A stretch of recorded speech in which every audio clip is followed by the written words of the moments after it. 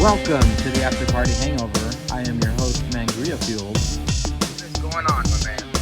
Mangria, my man, what is shaking? Not this much. Hands. Wild card.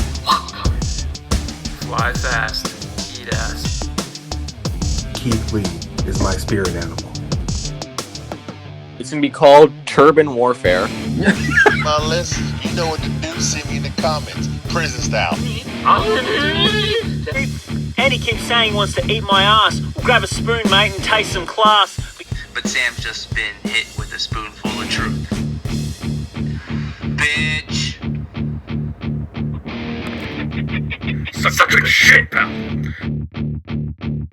Freaking Cloud9 for the whole week. It's taking it away from me now. Well, shit, man. I was going to start off by talking about the Steel Real After Party episode 105. Lars's egg roll. Forgive my voice, it's still at 90% right now, not 100. But I had to give it a hangover because it's been way too long.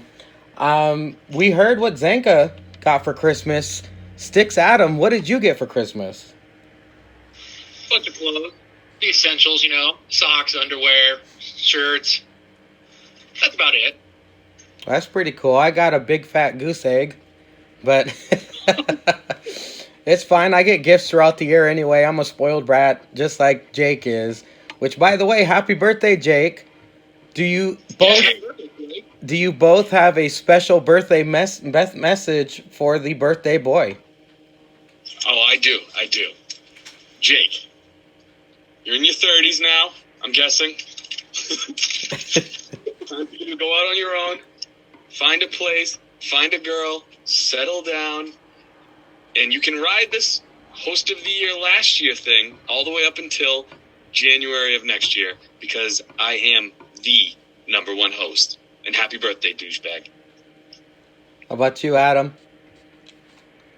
Well, I'm going to say happy birthday, Jake. Hope you have numerous White Claws. I hope you can put down the juice boxes.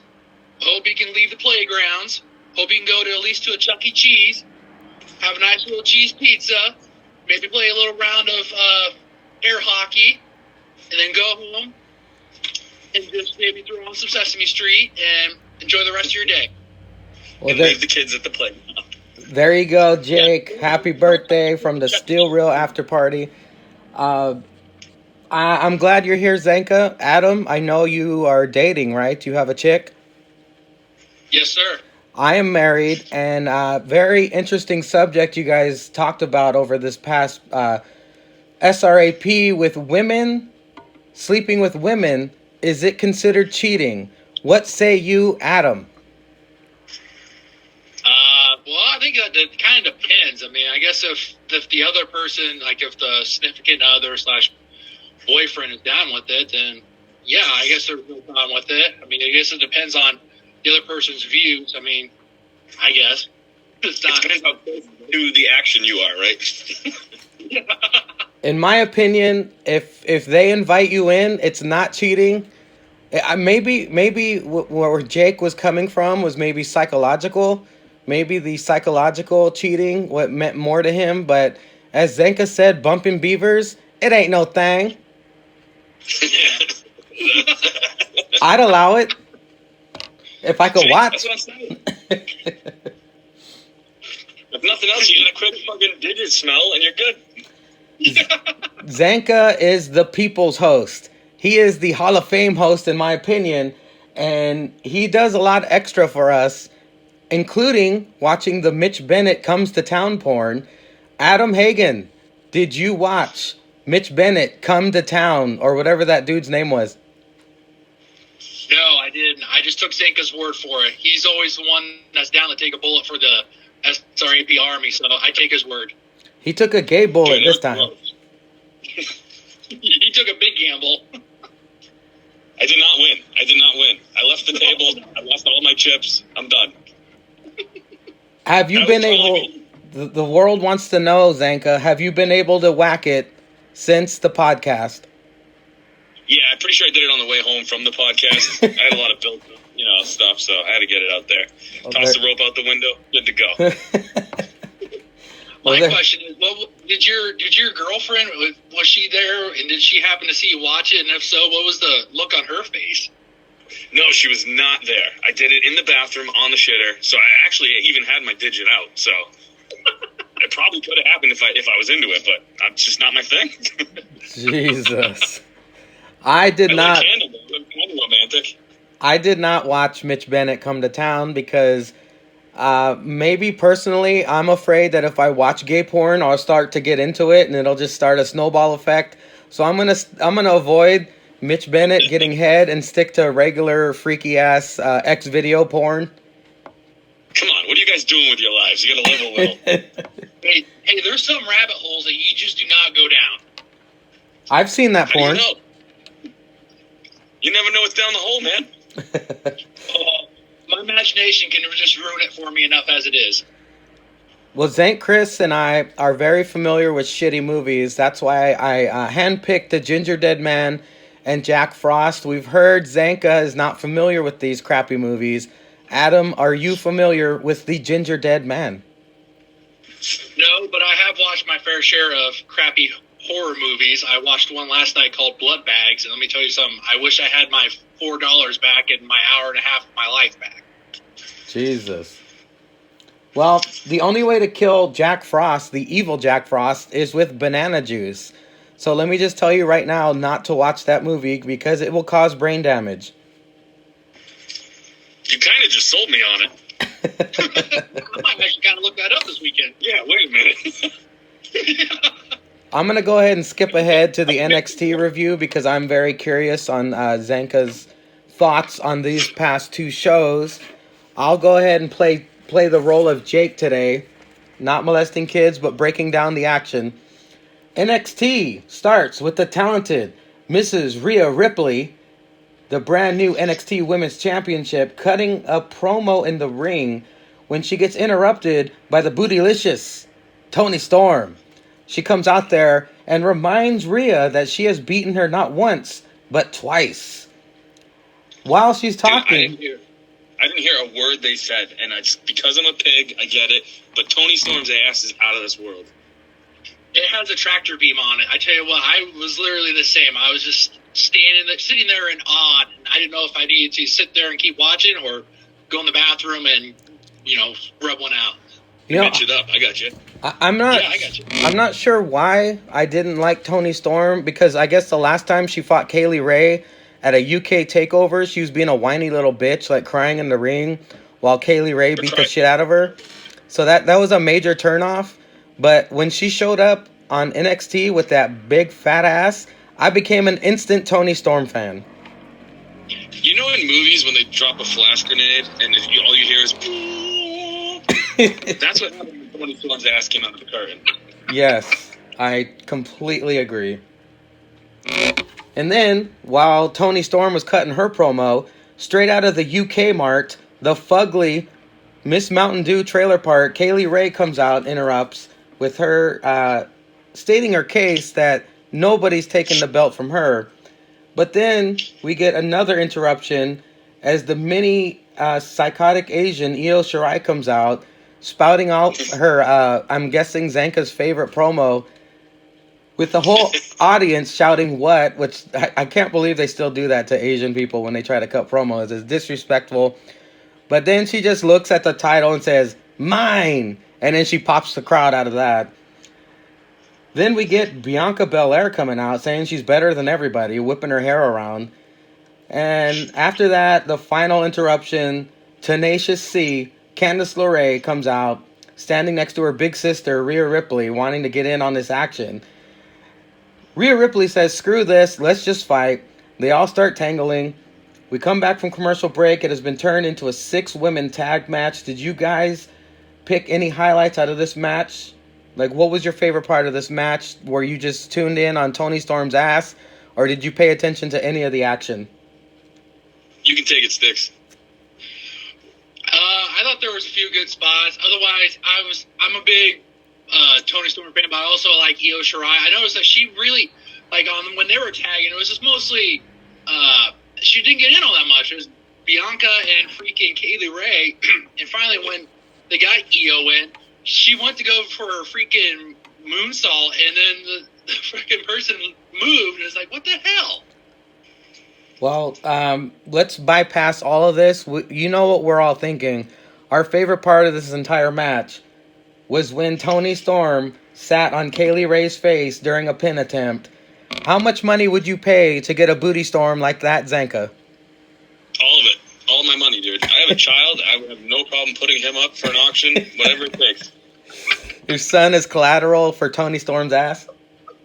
Dude, my son's collateral for a lot of things in my life, so yes. I had him for some reason. I just don't know what yet. And if I trade him for like a booty storm, I'm in. Well, I don't want to put him on the spot, but me and Julius Ceizar actually broke down this game tape in a chat of our own. It was pretty funny because I thought it was Bianca Belair she sat on, but he pointed out it was Kaylee Ray. That was the only time I wanted to be a trailer park trash person from the UK, was when Toni Storm spread them cheeks and gave her a little booty hole kiss on her cheek. The only thing missing was the tongue tornado.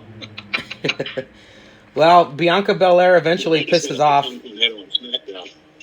Bianca Belair eventually pisses off Io Shirai, causing Io Shirai to walk out on her team. Rhea Ripley hits the pump handle drop to Belair for the win.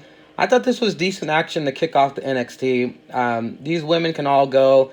It was basically just, sussing out who's going to be Rhea's next challenger, and plus we got the TakeOver Blackpool Sunday. Are either of you going to be checking this one out tomorrow? Yes, I will be. But I also want to say, the one thing this match did do was make me want to see Rhea in singles matches versus basically all of these people. Her versus Candice, her versus Toni, her versus Io. Those matches would be fucking off the charts. So I'm kind of hoping she gets a nice lengthy run with this title and she gets to run through all those matches, because those matches are probably going to be unstoppable. Yes, I'm watching Blackpool though. Well, good idea, bad idea.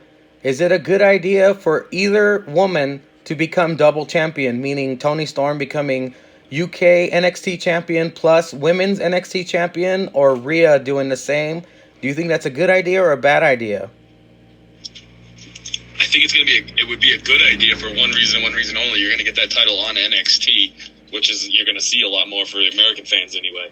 And that'll bring more to the UK fans, and you know what I'm saying, whenever they're doing those pay-per-views. So it could be a good idea, but I like them both having their own titles.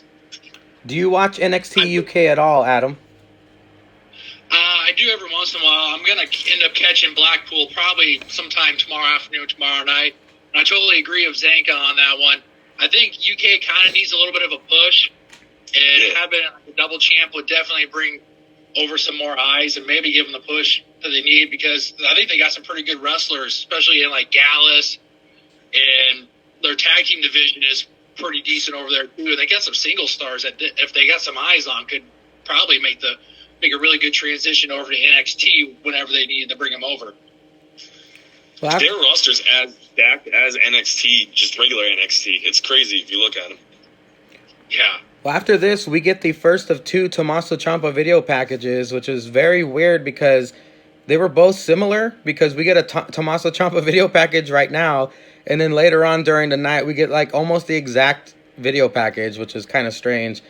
But anyway, after that, we get a Keith Lee promo. He cuts his best promos backstage when he doesn't have the audience shouting at him every time he talks. So it was a pretty interesting promo. Keith Lee getting hyped for the North American Championship matchup later on that night. Whenever I see Keith Lee, and I don't know why this is, but I just picture that is exactly how Julius Ceizar is.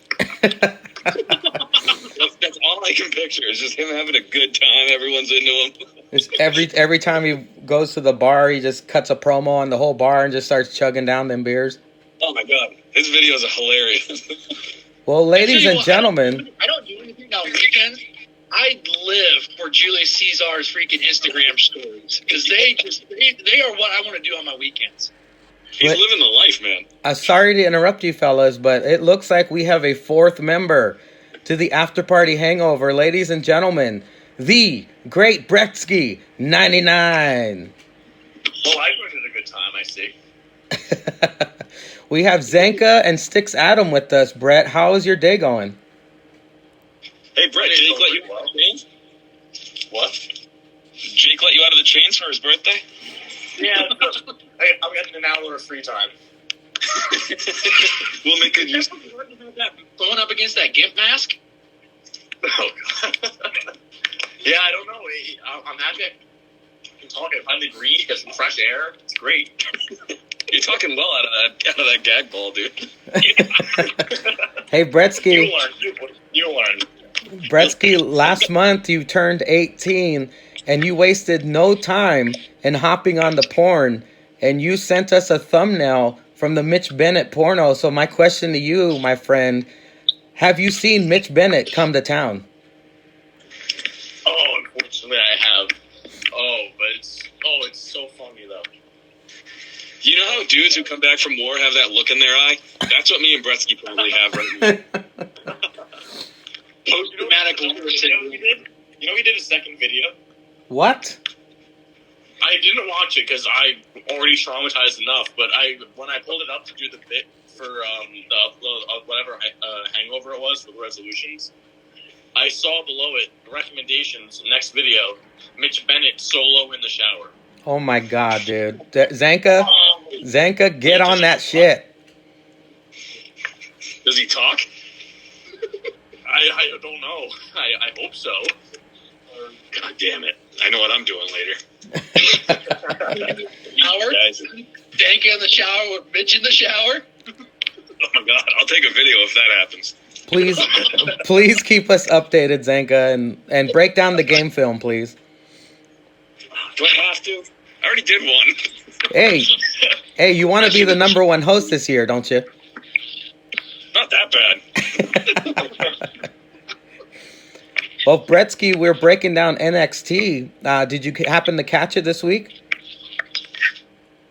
I couldn't catch it. I couldn't catch the actual show, but I caught the whatever WWE Top 10 that they post, so I got the gist of it.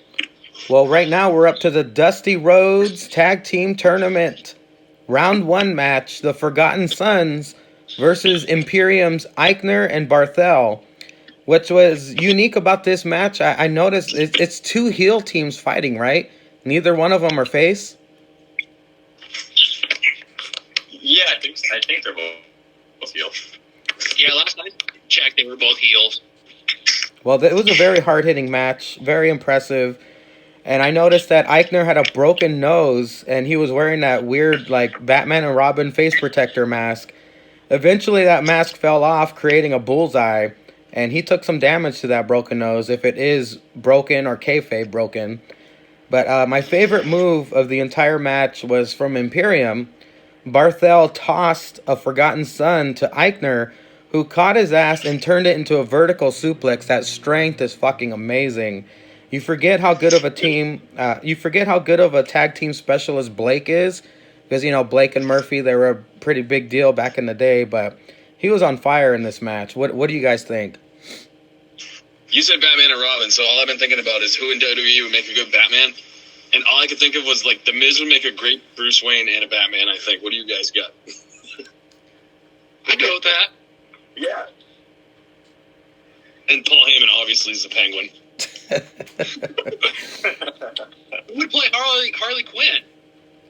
Oh, you know that's Liv. It's Liv. Yeah, it has to be Liv. Yeah. Dude, they totally fucked with I think it'd be between Bliss and Liv. You know Shorty G's Robin. Yes. Bitch ass Robin.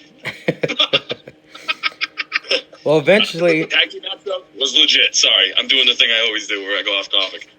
Well, eventually Imperium wins the match with a European uppercut and powerbomb combo. It doesn't really look that devastating, but they had to end the match somehow. We move on to a backstage interview with Matt Riddle, and then Matt Riddle gives us the origin story of the Broserweights. Do you guys think that they could take this whole tournament?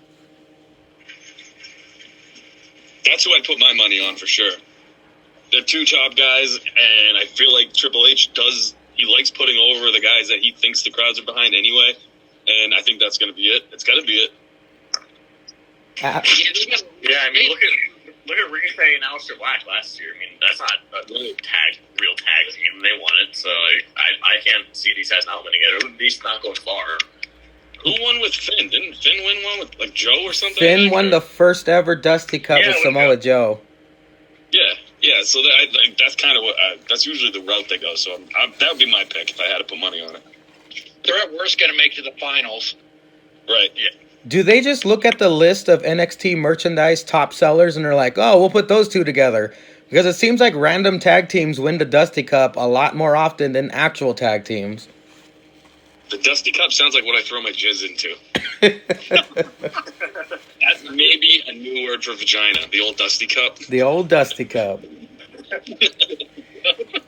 I don't know if you guys caught this or not, but right after this, they had a commercial break and they stuck an AEW commercial in. I thought that was pretty interesting. Did they actually? Yeah, they did. It was like a slap in the face to NXT. Yeah, I didn't watch it. I watched the rerun on Network on Thursday night. Well, after this, we get a Austin Theory match. Austin Theory versus Joaquin Wilde. I talked to Andy with an I. Andy is a big fan of Joaquin Wilde because I don't know if you caught this or not, but Joaquin Wilde's entrance has the reggae horn, which is a big part of Andy's podcast. His opening theme has lots of reggae horn. Joaquin Wilde with that weird-ass helmet coming down to the ring, but on the opposite side, Austin Theory's entrance is pretty fucking sweet. With that great background, he's got a great theme. He's got the talent to back it up, too. That's the big thing about NXT. If you have a cool entrance and you can go in the ring, you're going to go far. Like Aleister Black, once they hit him with that roller coaster thing or whatever, that creaking noise, he was in. This is a great... He came from Evolve, didn't he?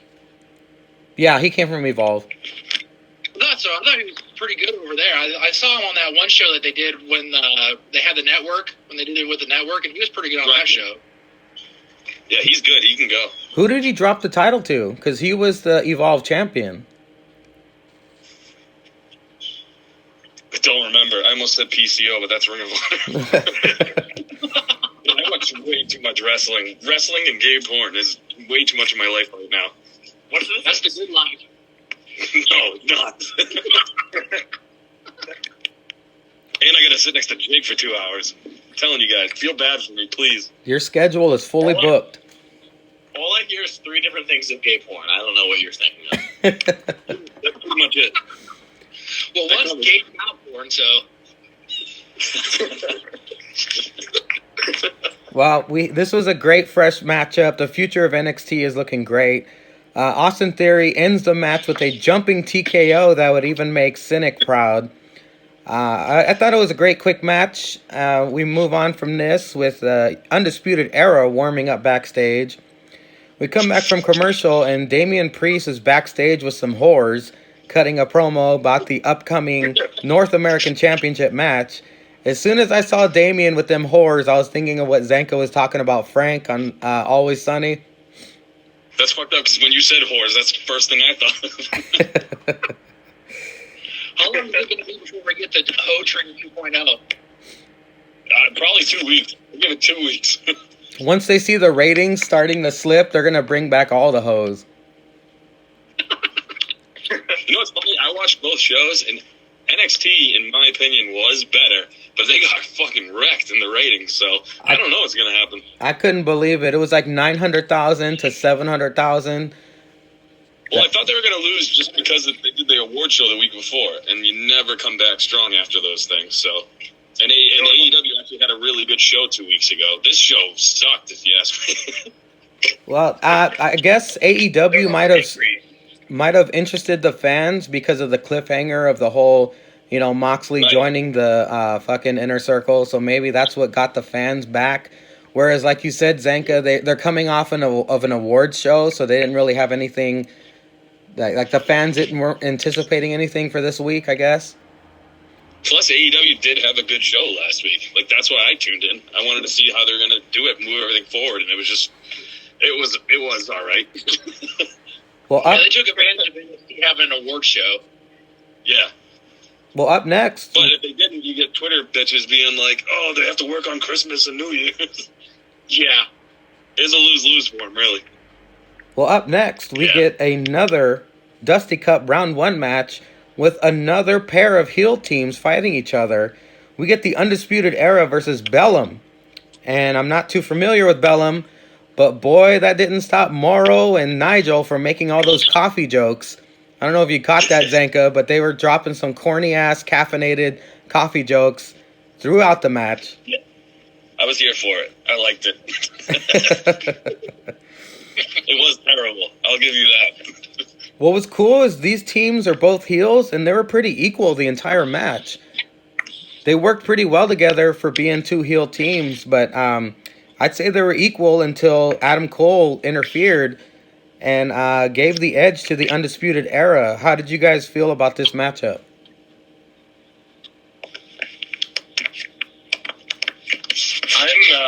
I'm kind of intrigued to see how they. I think it was from what I've seen, like the highlights, it looked like it was a solid contest. But like I'm interested to see how they go with Undisputed Era from here, because they've been like this unstoppable, like taking over the entire team NXT thing, and it's gonna have to stop eventually. But you know, it's interesting to see how long they can go with an equal, like something like this, where it's like a really good equal back and forth match. Then Adam Cole comes out to interfere. Roderick Strong comes out to interfere.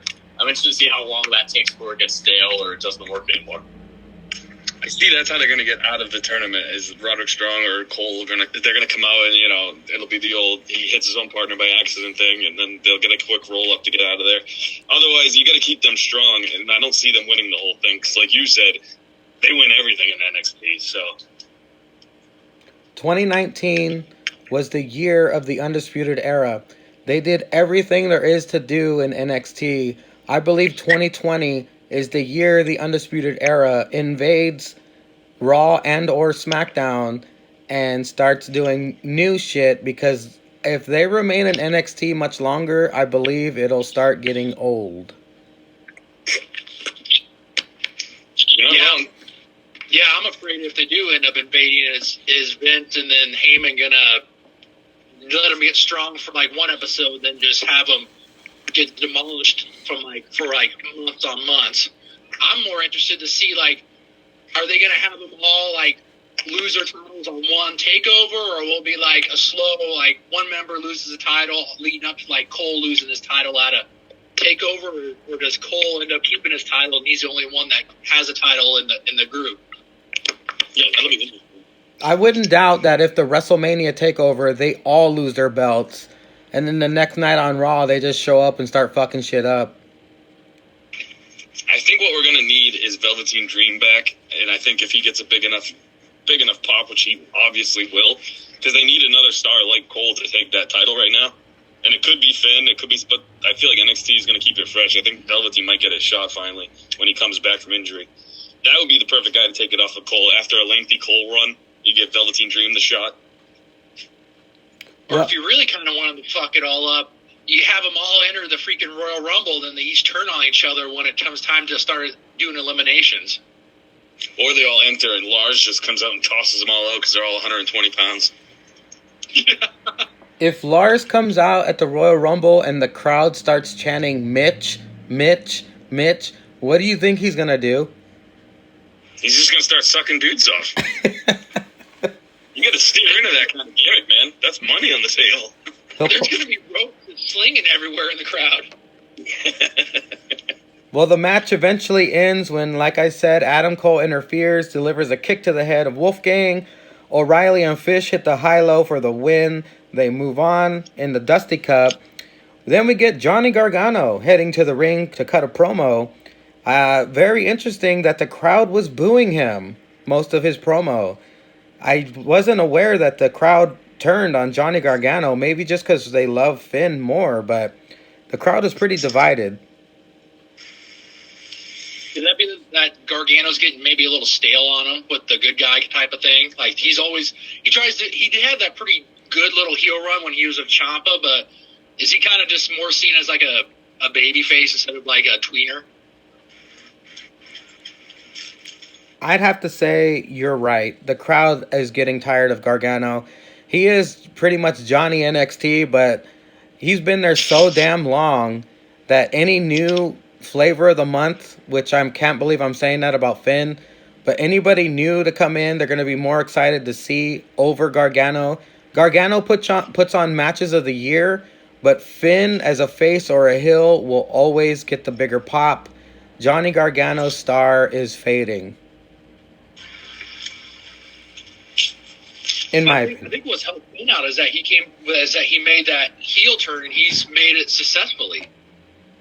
Well, speaking of Finn comes out, basically calls him Johnny Promo, and announces their match for NXT TakeOver Portland, which, my God, I wish I could go to because it's not that far away from me, but it's already shaping up to be a great card. That match is going to be stellar, too. That could be the match of the night. It very well could be, yeah. After this, we get Cameron Grimes backstage screaming to himself about the North American Championship match later. Then we get an announcement. Kushida's partner for the Dusty Cup Tag Tournament is none other than Alex Shelley, who I have no idea who the fuck that is. Zanka, can you fill us in? Yeah, you should, because he's fucking sweet, man. You got to go back and watch him and Saban. They used to be Machine Gun Kelly. I'm Machine Gun Kelly. Motor City Machine Guns. They're fucking badass. Alex Shelley's sick. He spent a long time in Ring of Honor, too. He was on TNA for a while.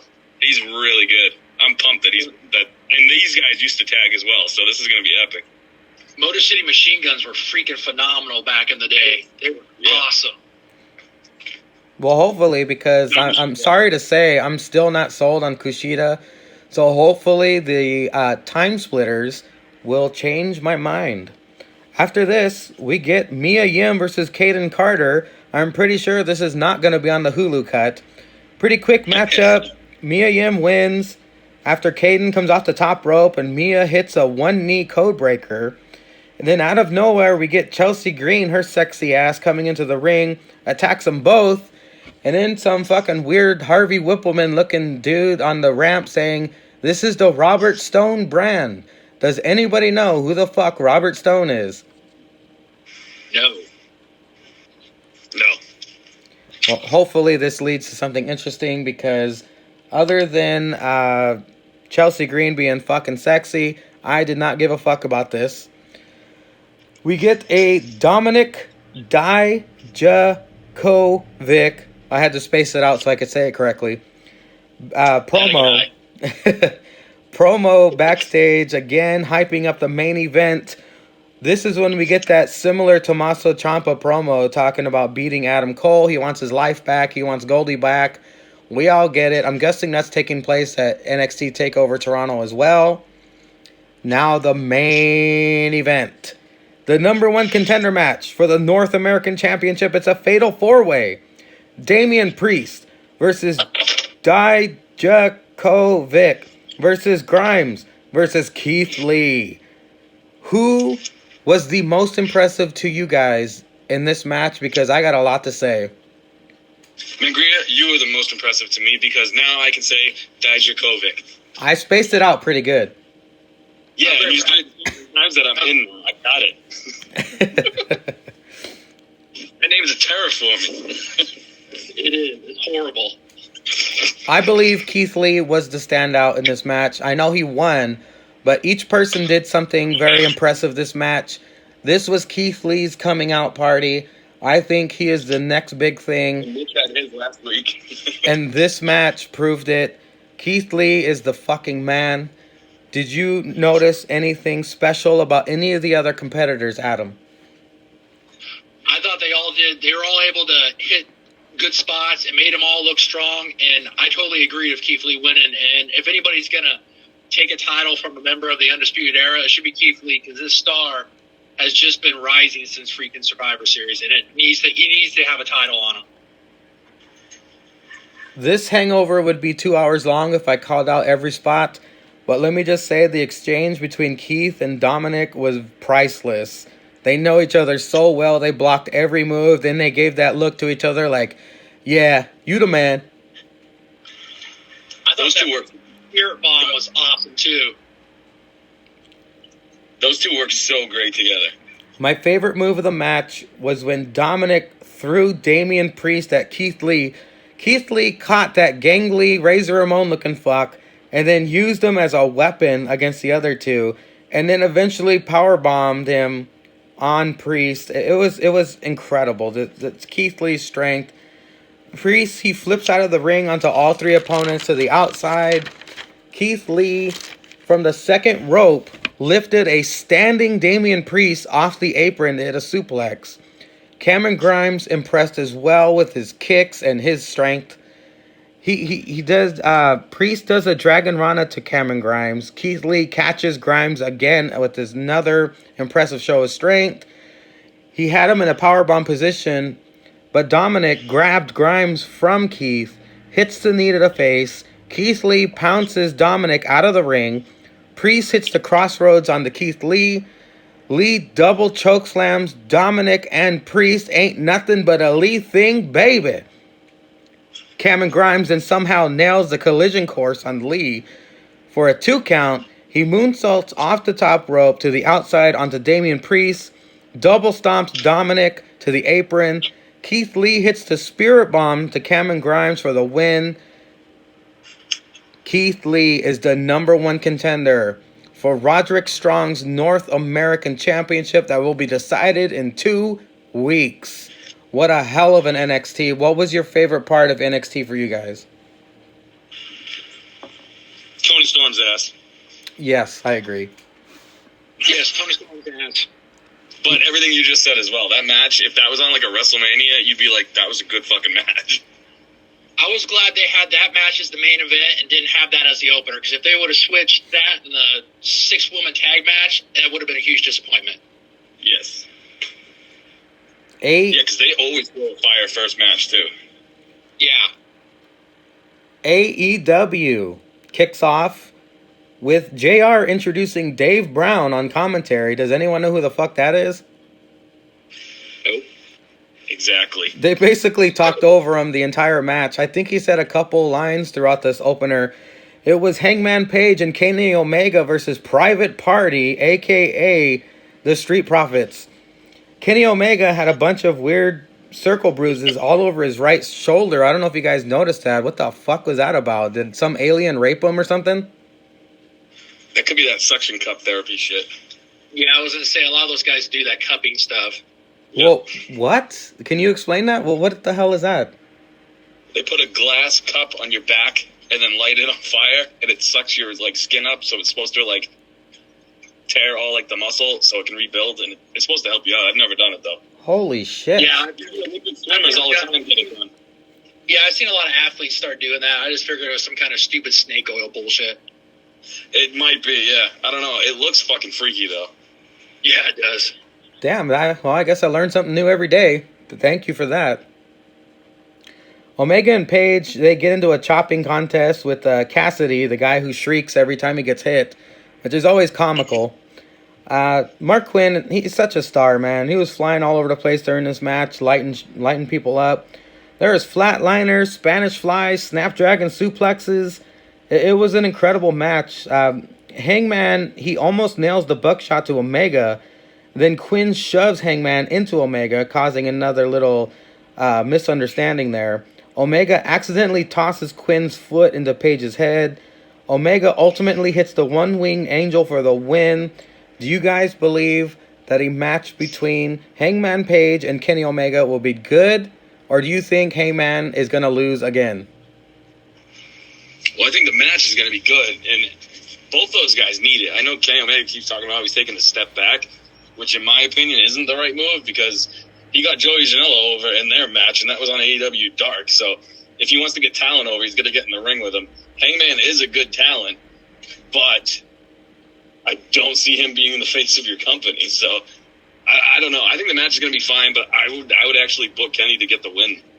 There were a lot of rumors. I think he's going heel, so maybe he will pick it up. Go ahead, Adam.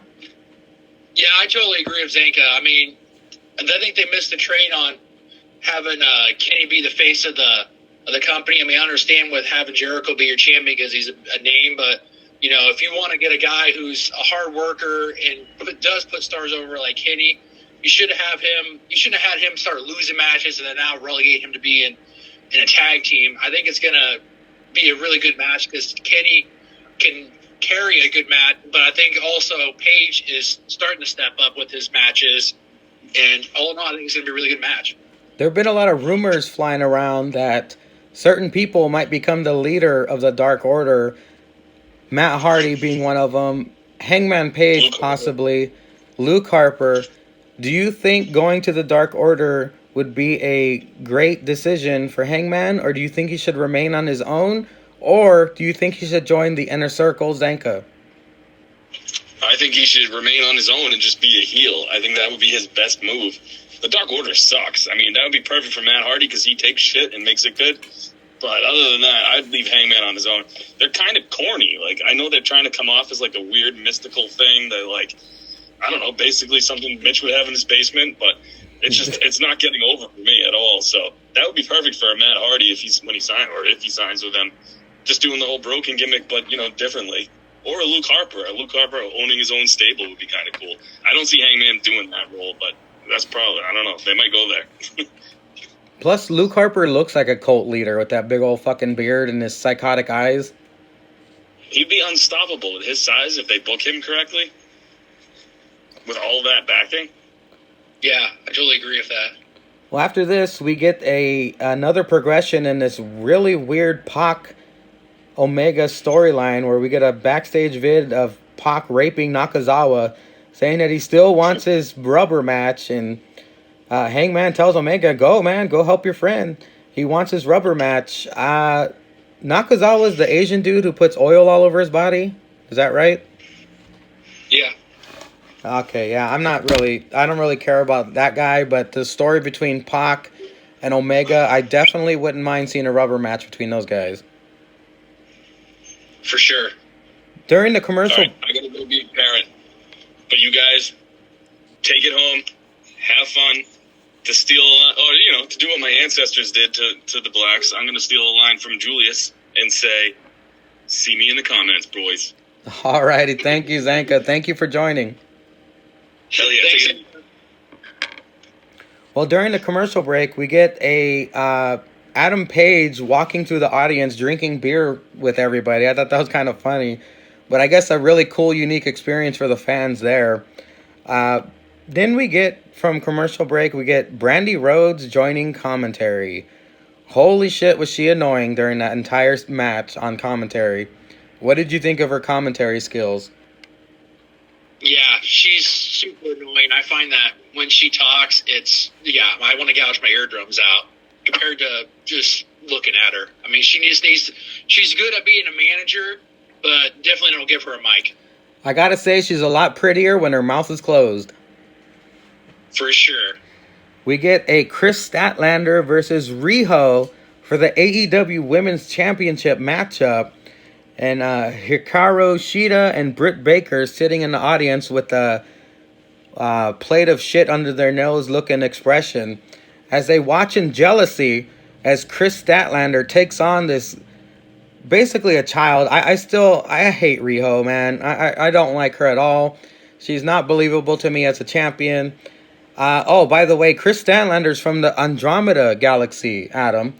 Are you familiar with this galaxy, and are you going to visit it? No, I have a feeling that if I showed up there, I might get robbed. Brandy's annoying. Brandy kept calling Excalibur Exhibit for some stupid reason.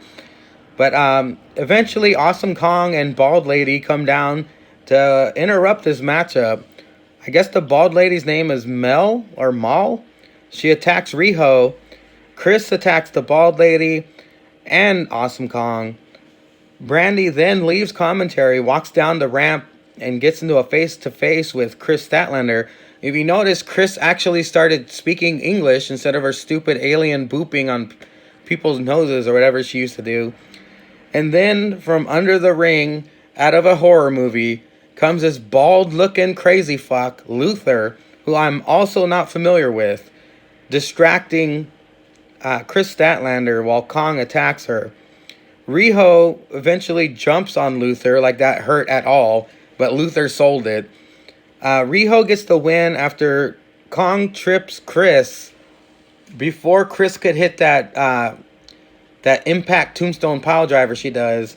Fucking Kong just trips her. Riho gets the win and an awkward 69 pin, if you noticed. Mel eventually attacks. They gang up on all of them in the ring. but Hikaru Shida helps out, and so does Big Swole. Britt Baker is sitting in the crowd still, like, is this over yet? And then Sunny Kiss as well comes out. I'm not sure if they would approve a guy going in there and beating up all these chicks, but I guess he looks more like a woman enough to come out and help the other women. What did you think of this segment, and who do you think came out shining?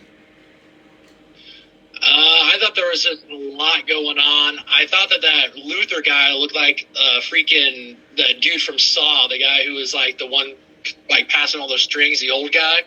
He looked like him, but he was like, she shaved his head. I think that what it came out was that they might be having Britt Baker do a heel turn, just the way she was just sitting there with that resting bitch face. Yes, they are foreshadowing it. Because you remember last week she went off on Riho, telling her she's just showing up to fight and then leave. She's not around all the time like she is. Yeah, that's the big thing I took out of it, is that we're probably going to get a Britt Baker heel turn, and that'll be interesting to see how far they go and how long they're going to keep the title on Riho. I mean, there's no traction with her. I mean, the fans aren't getting in her and onto her, and she shouldn't be champ. I mean, you can tell that with her being a current tag, like intergender tag person with Kenny, that's probably when she's champ. But yeah, they got to get the belt off her. Well, after this, we get a super bad Kip Sabian and Penelope Ford video package. I am not familiar with either of these people, but being unfamiliar with someone is a good and a bad thing, because anything they do from now on will be surprising to me. Hopefully, they'll have an interesting storyline going on with Joey Janela, because apparently Penelope Ford used to bang him, but during this video package, she hit him in the junk. So I'm guessing that's who Kip Sabian is going to be taking on next. Well, I think she used to be his manager, I believe. Because I think when AEW started doing stuff, when he showed up, she was with him. And I know Kip Sabian and her are dating in real life. Well, that should be interesting. I can't wait to see what plays out, because Joey Janela is a psycho, and all of his matches have been entertaining. As long as Penelope Ford's outside there in the ring, that's all I care about. All eyes on Penelope's ass. Yes, sir. After this, we get Christopher Daniels versus Sammy Guava Juice. Of course, not familiar with Christopher Daniels. I know he was in TNA. He's a veteran already. I like how JR was trying to get CD over. Oh, good old CD is taking on Sammy G. He can't say anyone's full name for some reason. I guess it's his old age. But yeah. Andy with an eye was right about this match. He said there was way too much Sammy ass, to the point where even the crowd was chanting, "Sammy's wedgie." I don't know if you caught that. It was pretty funny. Yeah, way too much Sammy. It should have been like a 2-minute match. Have him get over on Daniels and peace out. Let's move on. Well, what they did was they had Christopher Daniels dominating most of this matchup to the point where he almost won. But Pentagon comes out and shouts from the entrance ramp, "Show me you can do it!" And that distracted Christopher Daniels. So Sammy hits a kick to the back of his head and wins pretty easily. After this, the infamous Dark Order come out as Evil Uno tries to convince Christopher Daniels to join. It looks like Christopher Daniels is going to put the mask on. He refuses, and then they beat the fuck out of him. During this, SCU and the Young Bucks come out to even the odds. I told Jake this earlier in the week. I believe AEW has bigger plans for the Dark Order than we know. They are just not letting this go. I know maybe most of the fan base hates this storyline, but my God, is AEW going to push this till it works?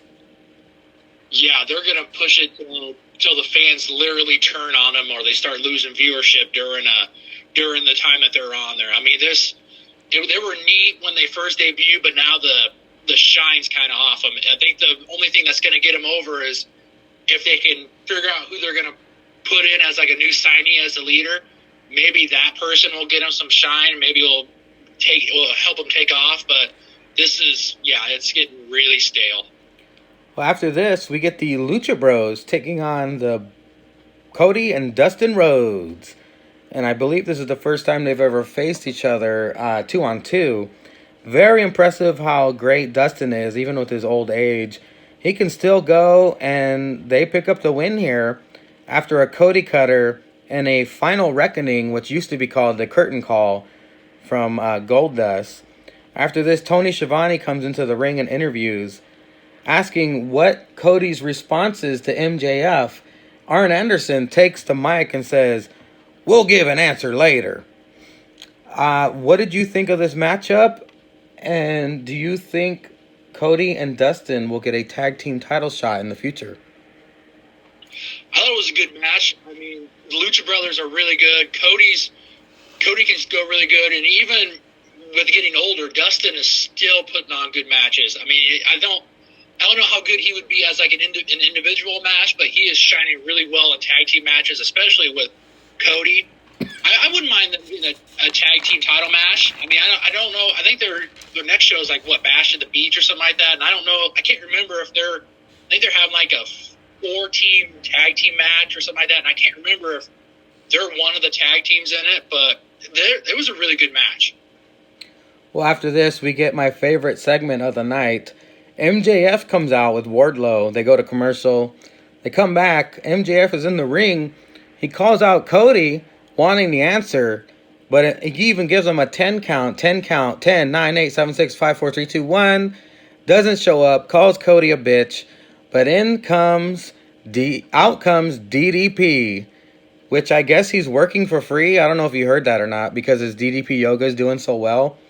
I guess DDP's working for free. He comes out there, cuts a promo on MJF. MJF eventually sicks the Butcher and the Blade on him. He said, "You can either kiss my ring, or I can take one of those diamond daughters of yours.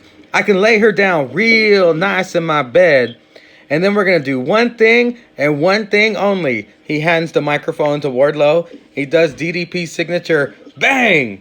And then DDP grabs MJF by the neck, but the Butcher and the Blade attack. DDP drops both of them with diamond cutters. But in the end, MJF kicks DDP in the nards, getting the upper hand. QT Marshall and some refs come out to save DDP, Dustin Rhodes too, because DDP's an old fuck, and I'm pretty sure he couldn't take that gang beating by all of those young guys. Did you like this segment, and what was your favorite part? I was really surprised that the Butcher and the Blade showed up. I thought it was kind of, they didn't have really any need to be in it unless that they're going to be somewhat aligned with MJF. And yeah, I heard that DDP was possibly working for him for free, and if he is, man, I sure would make sure I get paid for it, or that his DDP yoga somehow had a hand in a backstage with like the AEW or something like that for like rehab or something like that. But it was definitely a different kind of a promo in Brett. Well, Brett has returned to us, and apparently he's in the middle of a tornado. What's going on, Brett? Hey, I don't know what happened. I think I got disconnected. I finally figured it back out. So, yeah, Jake is calling me and luring me back. He has to whip out. That's all that wind is. It's really scary. I'm very scared. I don't know what to do. So I figured that before he shoves me back into the gimp mask and pulls out the chains again, I would give an official proper goodbye and said thank you for the open invitation. Well, Brett, I think he wants you to blow out his birthday candles, if you know what I mean. Ooh. I'll see if I can find them first. That being said, do you have a birthday message for your overlord Jake for his birthday today? Well, Jake, I have to say nice things about you, or else I'll get the bad treatment, which is worse than the good treatment somehow. And I gotta say, I hope that you find out that Eric Rowan is our Lord and Savior on your birthday. So, Jake, have a happy birthday, and I'll see you in the basement. What is that saying? He puts the lotion in the basket. Oh my God.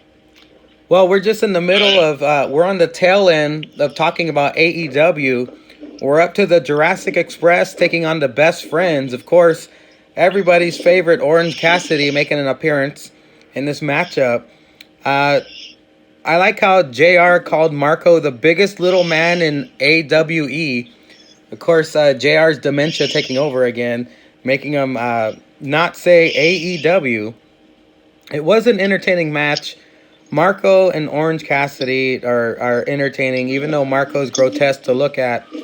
I love how Orange Cassidy hit his finisher, the Narco Splash, on Jungle Boy. Oh boy. I think everybody's gone now. You still there?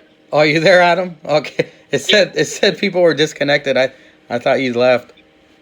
No, I'm still here. Well, Orange Cassidy, like I said, he hit that Narco Splash on Jungle Boy. I love how he signaled for a 450 and just fell on him. Did you enjoy this match? Yeah, I'm a huge fan of Orange Cassidy, and I think this was another match that just showed how much of a star that they have in him. And if they were to ever decide on if they could get like a mid-card title, he would definitely be a good guy to be like the first champion of that, because he's just so over with the fans. You know, if they had the 24/7 title in AEW, Orange Cassidy would be 38-time, 24/7, 48/7 European hardcore champion. Yes, he would be. Well, Jungle Boy does get the pin for the win. After the match, we get the Inner Circle coming out. Who is it? What the hell? I can't even read my own writing. Sammy Guevara brought those signs during the commercial break. I love how he does that. Like, he knows that during the commercial there's no sound, but he brings those signs out. The signs basically says that the Jon Moxley decision is as big as who shot Mr. Burns. That was very entertaining.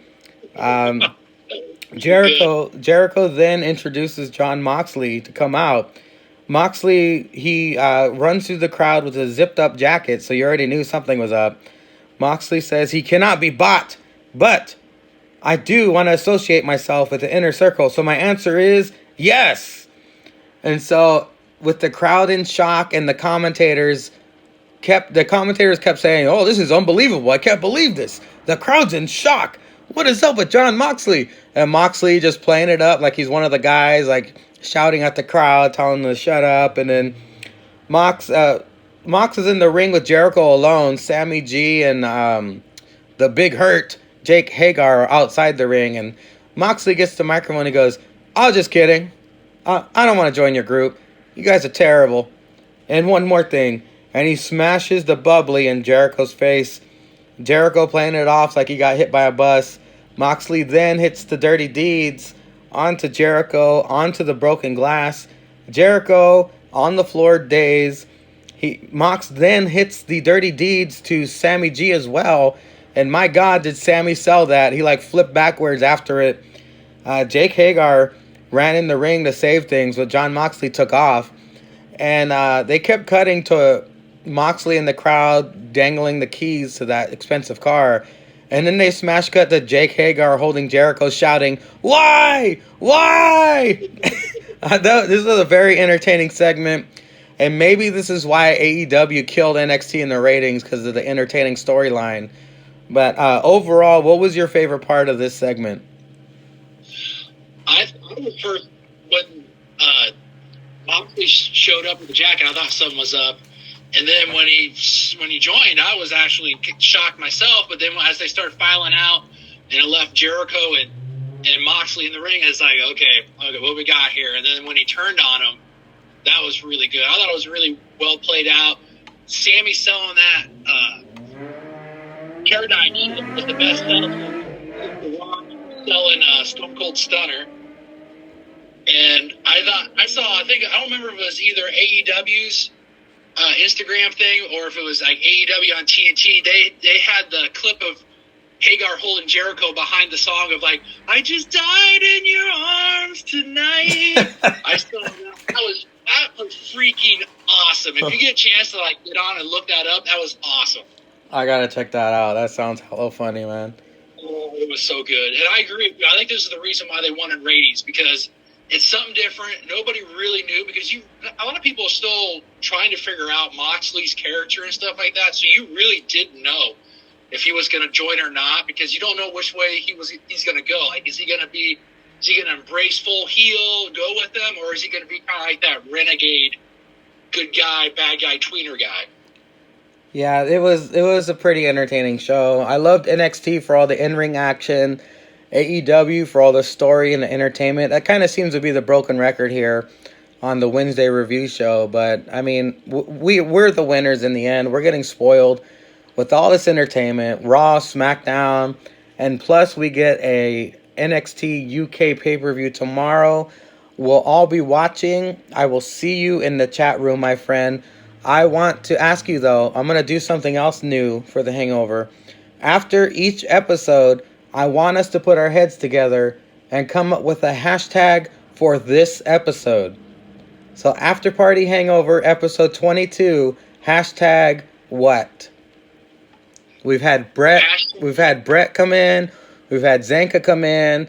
We've had technical issues. We found out that Mitch has a second porn scene, not necessarily gay, but he's stroking it in the shower.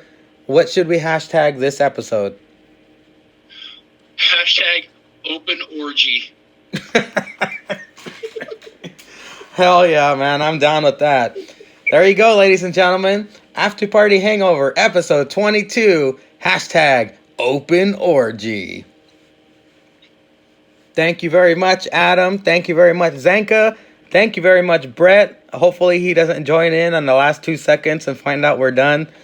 But hopefully he escapes Jake. He's trying. I'm going to send him a file. Hopefully he can get out of that cage. Yeah.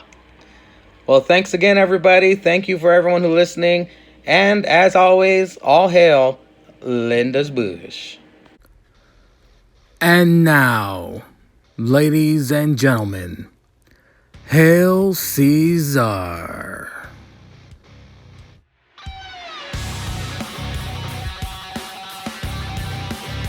So Mangria has asked me to personally tell Matthew JH138 what it is to be a mega pounder with cheese. I mean, bruh, it's all about the LBs, bruh. It's all about shakes and steaks, not weights. It's all about eating like Otis's IG. It's all about one time I went to New York and I had pizza for breakfast, lunch, and dinner. Yes, leftover pizza for the night before, cook that shit up. Go to a brewery, drink a bunch of beers, go to another one. There's a fucking DJ Khaled record. What do we do for lunch? Go to pizza at this begging-ass place. What we go to dinner? Wait in line for an hour to go to pizza at this begging-ass place. It's all about cheese and grease, grits and shrimp, man. It's all about food, and ain't working out till you gotta, because you got too much cheese in your fucking arteries, and then you gotta shake it. That's what a mega pounder with cheese is about. That's how we live. That's how we get down. Those are the requirements. Holla at your boy. You got a problem? Comments. You know the drill. Prison yard rules, bitch. Once again, thank you to my guests for the first ever open invitational After Party Hangover. Thank you at stixadam for being my co-pilot.